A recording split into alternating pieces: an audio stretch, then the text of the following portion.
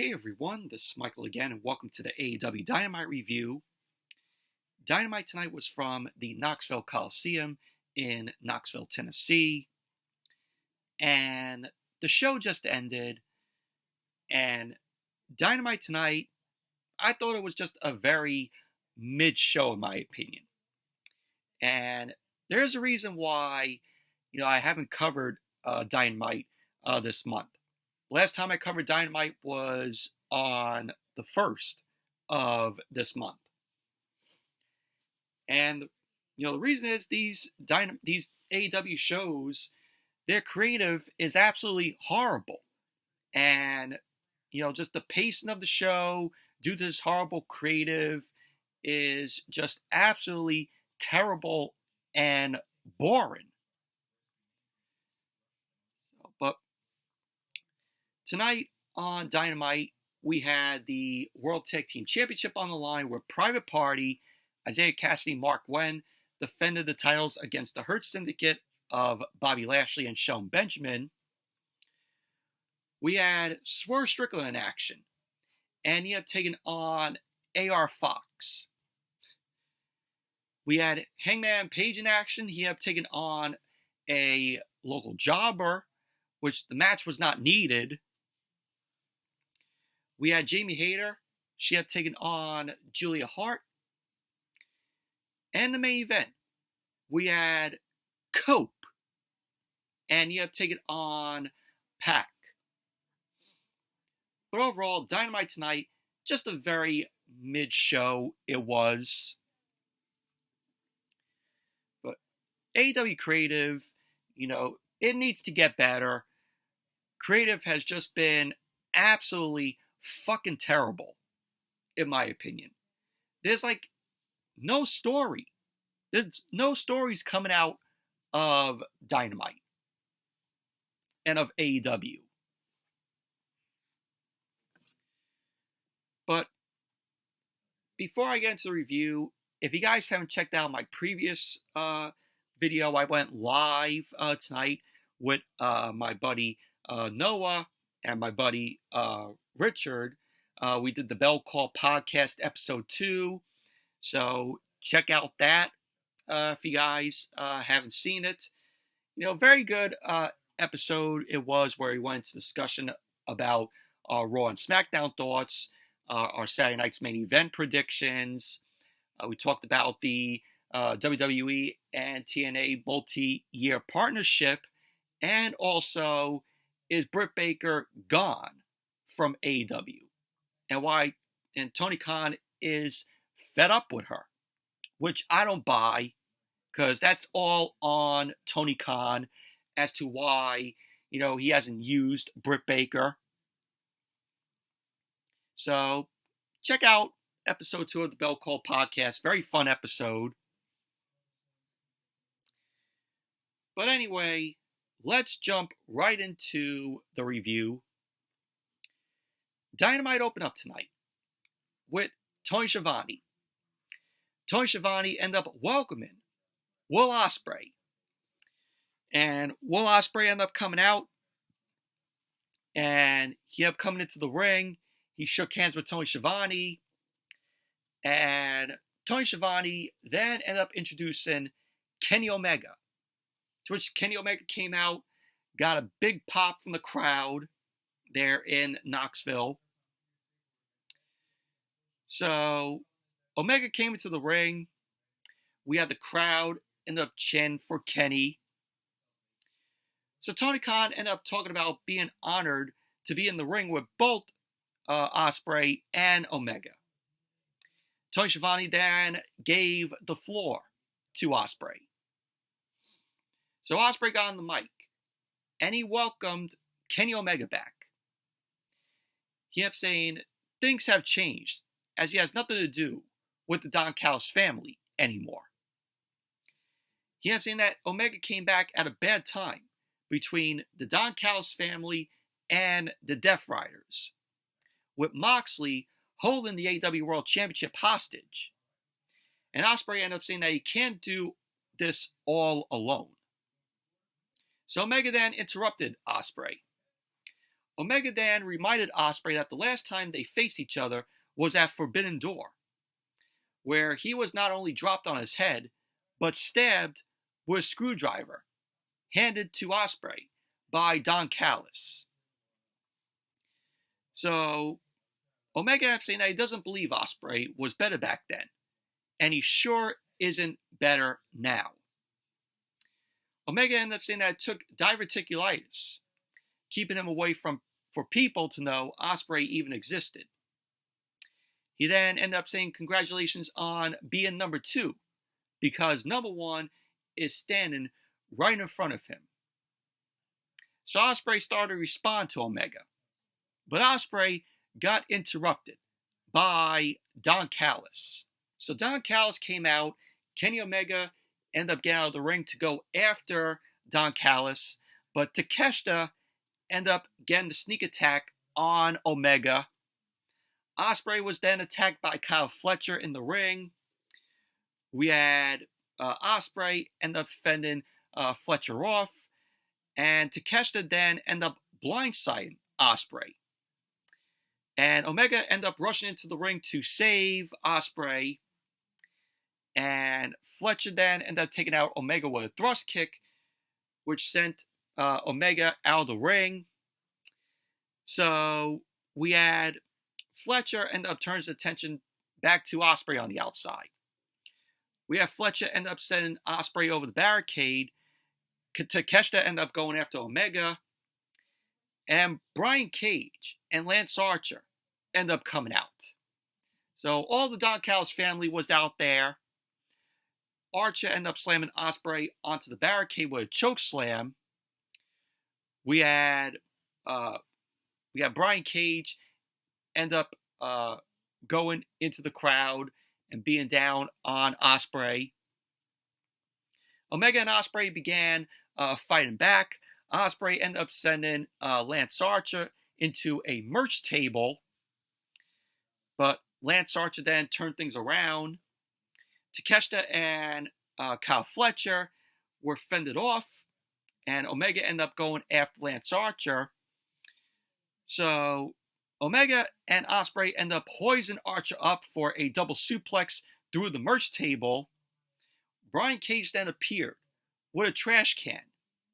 Cage then threw the trash can at Omega, and Takeshita ended up laying in a chokehold, which brought Omega back into the crowd. Omega ended up fighting off a suplex attempt as Brian Cage and Kyle Fletcher end up going after Ospreay. This led to officials end up coming out to intervene between these guys. It was a brawl between the Don Callis family and Ospreay and Omega. Ospreay then ended up getting sent into Fletcher, but he hopped onto the upper deck. And Omega was up on a lighting truss. So Omega ended up delivering a moonsault off of the lighting truss.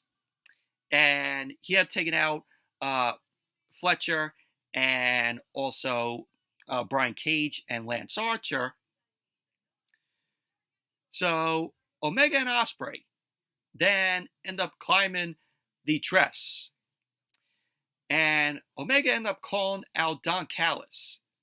He ended up saying that Don Callis is the next one they're going to put 6 feet down under.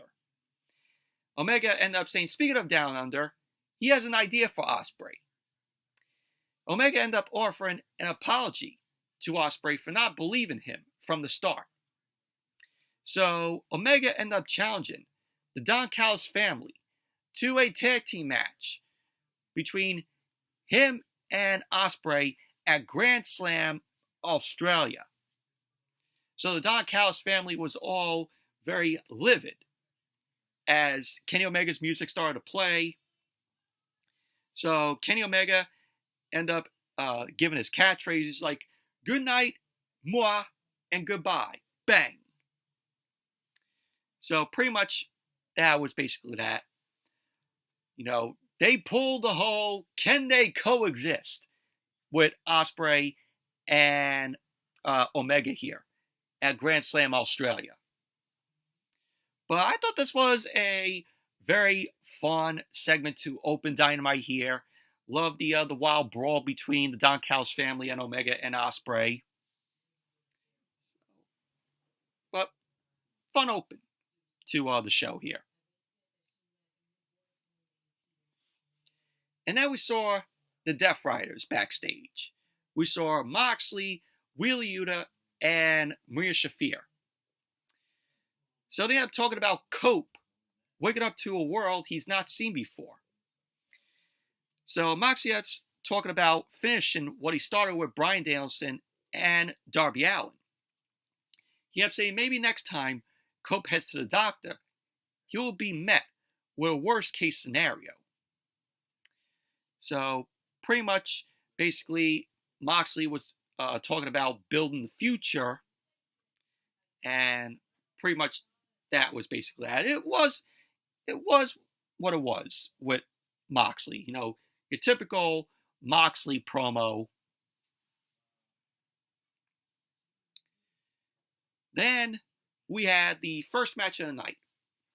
We had the AEW World Tag Team Championship on the line. Private Party.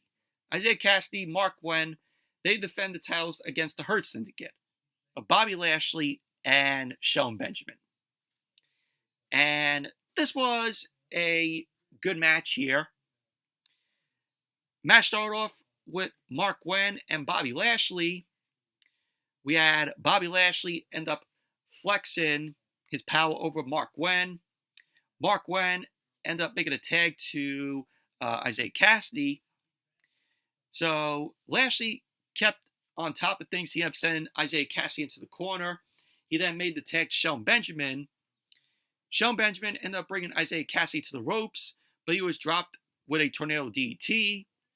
Isaiah Cassidy ended up tagging Mark Wen back in. Mark Wen ended up laying into Shelton Benjamin. Bobby Lashley was trying to intervene, and Isaiah Cassidy ended up going flying to send Bobby Lashley out to the floor. So we had the Hurt Syndicate end up delivering stereo belly-to-belly suplex on Private Party on the outside. It was followed up by them sending Isaiah Cassidy through a table. So they ended up keeping Private Party down. So then Dynamite went to commercial. Then when Dynamite came back from the commercial, Bobby Lashley and Mark Wen were in the ring. Bobby Lashley was working on Mark Wen. He ended up taking Shelton Benjamin in. Shelton Benjamin ended up sending Mark Wen out of the ring. He ended up dropping Mark Wen against the barricade. And he ended up bringing Mark Wen back into the ring. Isaiah Cassidy was able to get back to the apron. But we had Mark Wen end up being sent into the opposite corner. Lashley and Benjamin were trading tags. We had Mark Wen end up taking in Isaiah Cassidy. Shelton Benjamin ended up dropping Isaiah Cassidy with a spine buster, but Isaiah Cassidy got back up. He ended up evading Shelton Benjamin in the corner. Shelton Benjamin ended up being dropped down to the canvas by Isaiah Cassidy, and Mark Wen ended up hitting the 450 splash. So Isaiah Cassidy ended up going for the cover, and Bobby Lashley broke up the pin. Bobby Lashley then got the tag in, and Lashley ended up hitting a nice big spear on Isaiah Cassidy. Isaiah Cassidy sold the hell out of that spear. So Bobby Lashley ended up going for the cover. Mark Wen broke up the pin. Shelton Benjamin came in. Bobby Lashley ended up dropping Mark Wen down. Shelton Benjamin then ended up hitting a running knee on Isaiah Cassidy. And we had Shelton Benjamin end up sending Isaiah Cassidy toward Bobby Lashley. Bobby Lashley ended up nailing another spear to Isaiah Cassidy. And we had Bobby Lashley end up going for the cover. And there you go. The Hurt Syndicate end up winning the match. And they are your new World Tag Team Champions. But overall, good match it was. And I knew that the Hurt Syndicate were going to be the tag team champions. I knew that Private Party was going to be losing the titles to them.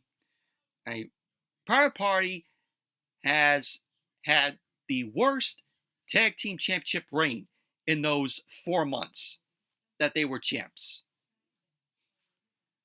But now they're on Bobby Lashley and Shelton Benjamin. So let's see what they do with Bobby Lashley and Shelton Benjamin now that they are the new tag team champions.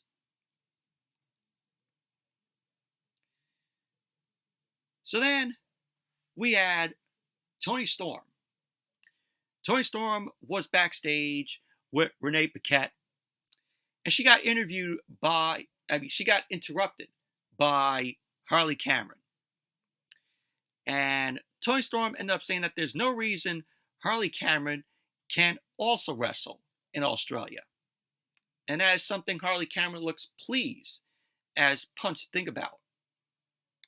So pretty much that was basically that. That's not the only time that we saw Harley Cameron tonight. We had to suffer with 2 segments with Harley Cameron in it. The other segment, which I'll get to later, had Harley Cameron singing. Awful. Awful, awful. And then as Dynamite came back from the commercial, we saw Jeff Jarrett. Jeff Jarrett was backstage, and he was about to speak, but he got interrupted by his wife, Karen Jarrett. Karen ended up telling Jeff about how worried she was following the back and forth between him and MJF. We don't need this match with Jeff Jarrett and MJF. We don't. Who was asking for this? I know I wasn't. It's 2025, and we're having Jeff Jarrett on TV. Yeah, a 57-year-old Jeff Jarrett that AEW is pushing. Yet, they can't push their other stars that are not featured on TV. But yet, Jeff Jarrett, let's push him.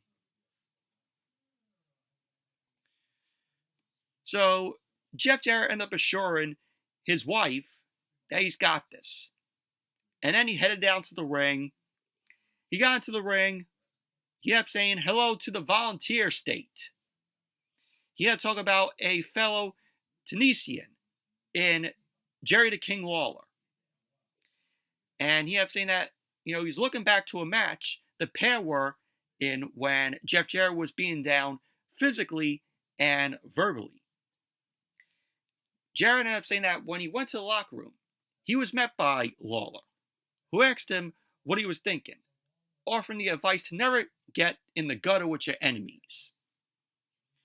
Jarrett ended up saying that sometimes it's good to be reminded of who you are. He ended up calling out MJF to settle things, Southern style. He ended up promising to take MJF out behind the woodshed and put him out of his misery. Jeff Jarrett then turned his attention to the Knoxville crowd, saying that these fans gave him the gift of believing a 57-year-old man can become AEW World Champion. No, I don't believe that. Can you believe that? Can you believe if Jeff Jarrett became AEW World Champion, a 57-year-old as the World Champion? God, can you believe that would happen? What a joke that would be. Yeah, I know Jeff Jarrett said that, he wants to become world champion, before he retires. So Jeff Jarrett then called out Jon Moxley to come out here and talk. So now he's calling out Jon Moxley. But did he get Moxley? No. He got Claudio Castagnoli. Claudio Castagnoli ended up catching Jeff Jarrett by surprise. He took down Jarrett. Claudio then got on the mic. He ended up telling Jeff Jarrett that nobody gets to Moxley without getting through him first. He then told Jeff Jarrett to stay out of their business. Claudio then left through the crowd. Jeff Jarrett ended up telling Claudio to stop. He ended up saying Claudio knows him better than this, that he's going to have to kill him to stop him. So pretty much that was basically that. And, Jeff Jarrett was talking to Claudio about beating him next week for a shot at the World Championship. Claudio ended up saying that beating Jeff lifeless is an interesting proposal. He ended up accepting the match, and he left through the crowd, and pretty much that was basically that. So, we're getting that match next week. God. Unbelievable. Yeah. Don't even care about this with Jeff Jarrett. Yeah. A 57-year-old getting a push on AEW television. And then we had Swerve Strickland. He ended up taking on AR Fox. When was the last time that we saw AR Fox in a match on Dynamite? God knows how long it has been. But I guess Tony Khan wanted to use AR Fox because he was sitting on Tony Khan's toy shelf for a while collecting dust. So Tony Khan is like, oh yeah, I'm going to put AR Fox out there with Swerve Strickland. A match that means absolutely nothing. Did this match need to happen? No. So the match got underway. We had Swerve and AR Fox. They were trading strikes to each other. So Swerve ended up working on AR Fox. He brought AR Fox back to the match. Swerve ended up going up top to deliver the Swerve Stomp, but Fox ended up getting out of the way. And it showed Ricochet walking backstage. Swerve ended up taking AR Fox down with a shoulder tackle, which was followed by a brainbuster, as he had put AR Fox down on the canvas, and then Dynamite went to commercial. Then when Dynamite came back from the commercial, we had Swerve and AR Fox. They were on the outside. Swerve ended up staying on top of AR Fox, and AR Fox ended up setting up for a moonsault that took Swerve Strickland down to the floor. Fox then brought Swerve back to the ring for a Hurricanrana, but Swerve caught Fox in midair, and he delivered a power slam to Fox. Swerve then headed up to the top rope, and he delivered a kick to AR Fox. Ricochet was shown heading down to the ring with his gold scissors. He was looking to get involved in the match. Prince Nana then ran off Ricochet with a pipe. AR Fox then ended up hitting the low main pain on Swerve. So AR Fox ended up going for the cover, to which Swerve ended up kicking out. AR Fox ended up going up to the top. He delivered a 450 splash, which got evaded by Swerve. So Swerve ended up dropping AR Fox down for a near fall. We had Swerve end up going up top, and he delivered the Swerve Stomp to AR Fox. He ended up going for the cover, and Swerve ended up winning the match. Post-match, Swerve started to help AR Fox up to his feet, and Ricochet appeared on the screen. Ricochet ended up telling Swerve, and he promised Swerve that he will say what he needs to. And Ricochet was holding the scissors to Prince Nana's neck. Ricochet ended up saying that this may be Swerve's house, but he is the new landlord, and rent is due. So Ricochet ended up laying out his aha, which is so cringe and stupid. When Ricochet does the aha, I can't buy him as a heel. It just makes him look like a goof, a nerd. Like I said, I don't buy Ricochet as a heel if he's going, aha! I don't. So pretty much that was basically that. Overall, this match meant nothing for both Swerve and AR Fox. This was just an easy win for Swerve here. It should have been a squash match, but the match kept going.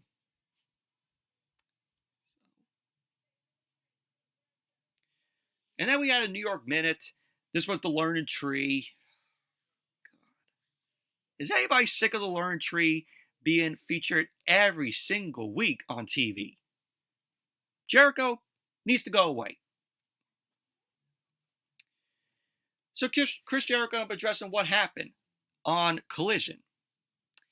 He kept calling out Big Bill being the reason for their loss. Jericho ended up saying that learning moments only work if you actually learn from them. So Big Bill ended up calling out Powerhouse Hobbs. He ended up challenging Hobbs to a match in Jacksonville. And that was basically that. Who cares? And then we had MJF. MJF ended up heading down the ramp, got boos from the crowd. MJF was wearing these glasses with red-orange frames in them. He was looking like Don Callis Jr. tonight with those glasses. So he ended up telling the man standing in the corner, which was a jobber, his name was Jay Shoope, he ended up telling him to get out of the ring. And MJF ended up talking about Jeff Jarrett being senile. He ended up insisting the fans don't love Jarrett anymore.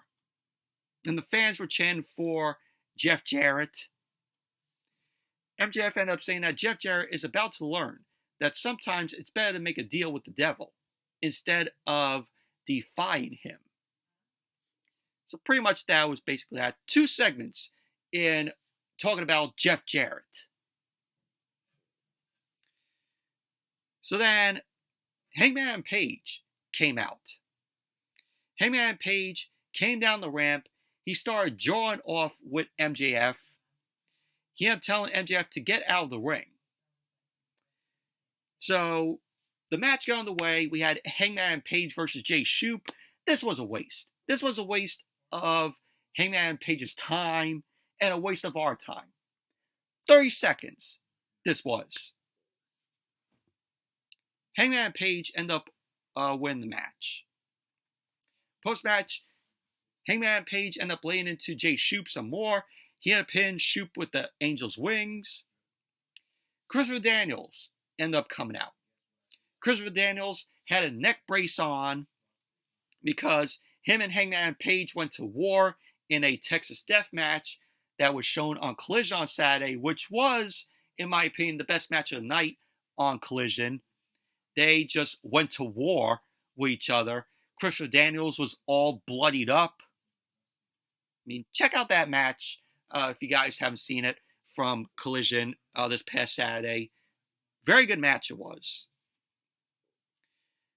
So Hangman Page ended up running up the ramp to yell at Christopher Daniels. Christopher Daniels ended up cutting Page off, and he revealed to Page that the buckshot lariat he was hit with on Saturday added to all his previous injuries, and the doctors have advised Daniels to never wrestle again. So that was Christopher Daniels' retirement match on Collision against Hangman Page in that Texas Death Match. Daniels ended up saying that Page won the last match he will ever wrestle, and he hopes that it makes Page happy. So Christopher Daniels ended up walking off, and Hangman Page, he had no words. He ended up shouting to the camera guy, to get the camera out of his face, and that was that. Overall, Hangman Page versus Jay Shoope, this was a waste of time. And then we had Mercedes Moné. Oh, God, here we go. Here we go with the cringe in Mercedes Moné. She now is holding 4 championships. Why? I don't understand. Why? So she ended up talking about wrestling all over the world. And she's looking forward to wrestling in Australia. So Harley Cameron ended up having the guitar in hand, and she was singing, a nice tune. She's looking to hop on the money train. So she wants to get a shot at Mercedes Moné for the TBS Championship.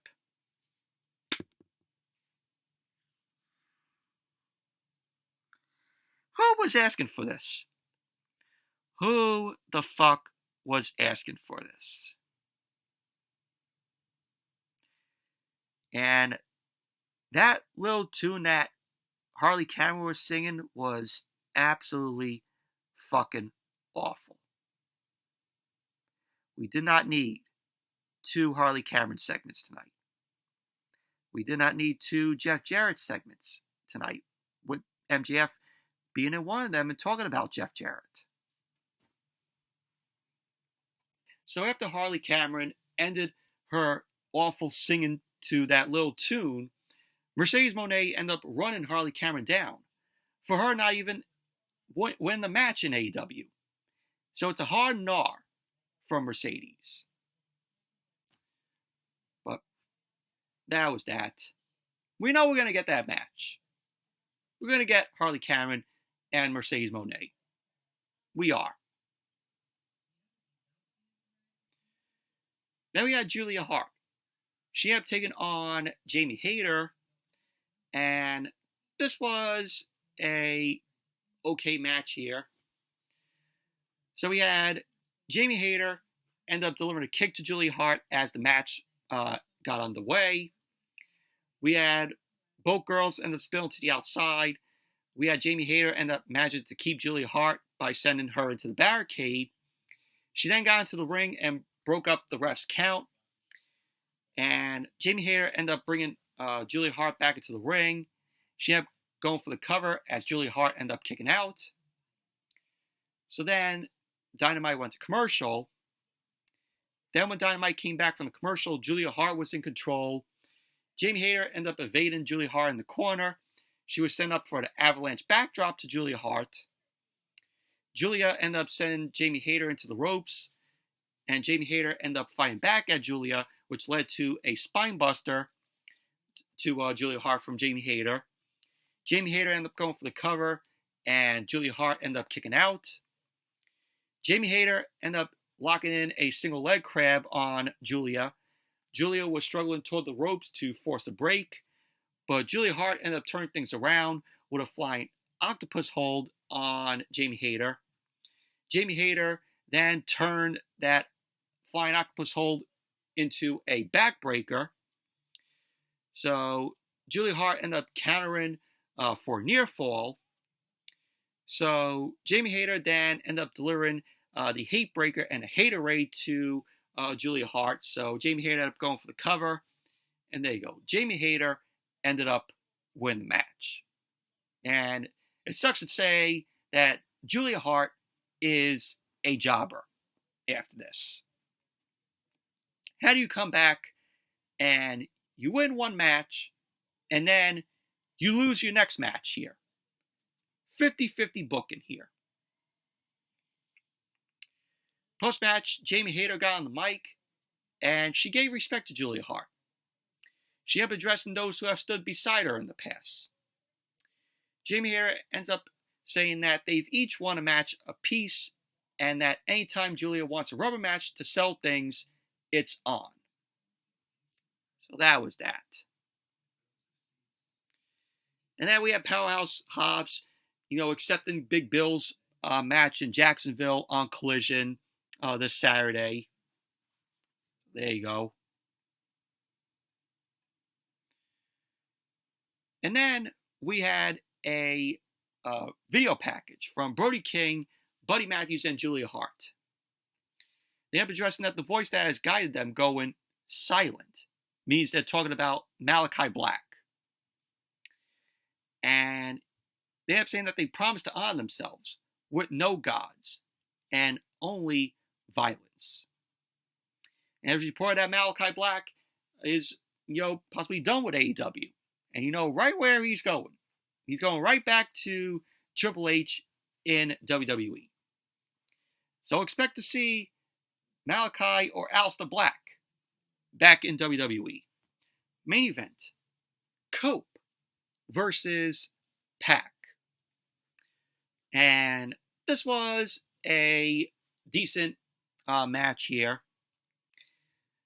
Match ended up getting underway with Pac ended up going on the attack on Cope. He ended up taking Cope to the canvas with a front chancery. And then Cope came back and countered out of that. Both Cope and Pac were back to their feet. Cope was forced to the ropes as he was looking to break out of a grasp from Pac. So Pac ended up locking up with Cope to send him back into the ropes. He ended up hitting Cope with a right hand. Cope then responded with a head scissor, forcing Pac to the outside. Pac then came back into the ring, but Pac and Cope ended up spilling out to the floor because Cope ended up hoisting Pac up, slamming him face first into the ring steps. So Cope then ended up sending Pac into the barricade. Cope then took Pac to the commentary table. He ended up bouncing Pac's head onto the commentary table. Cope then brought Pac back into the ring. Pac then turned things around and he sent Cope out. He ended up laying into Cope against the ring apron. So Pac tried to continue the beatdown on Cope because the ref tried to intervene. But then Dynamite went to commercial. Then when Dynamite came back from the commercial, Cope was trying to fight back at Pac. Pac ended up catching Cope with a snap suplex. Pac then got back to his feet, and Cope ended up getting back to his feet as well.